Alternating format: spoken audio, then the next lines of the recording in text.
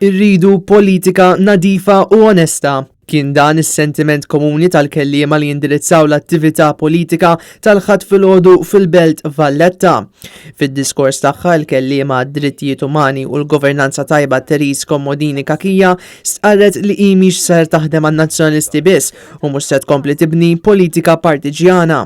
Dak li ma huwiex taġid għan-nies iweġġa lin-nazzjonalisti, lill-laburisti, lil kull persuna għandha opinjoni politika li ma għandha u jweġġa wkoll lin-negozji u l-familji Maltin għax fil-fatt ikun taħsara għal pajjiżna.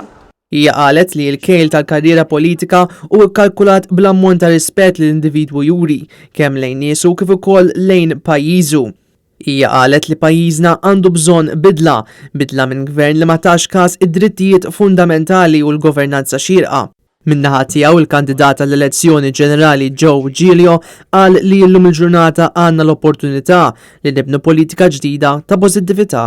Huwa sostna li hemm bżonn li tingħata importanza lil diversi oqsma fis-soċjetà, inkluż l-ambjent u l-ħaddiema. Jien għandi ħolma wkoll li aħna nibdew ngħixu f'pajjiż fejn ikonna sitwazzjonijiet illi il-valuri tal-integrità, tal-onestà, tat-trasparenza, tal-meritokrazija, tas-solidarjetà ma jkunux sempliċi buzzwords li nużaw fi żminijiet tal-elezzjoni iżda jkunu valuri li jsawru il-politika tagħna.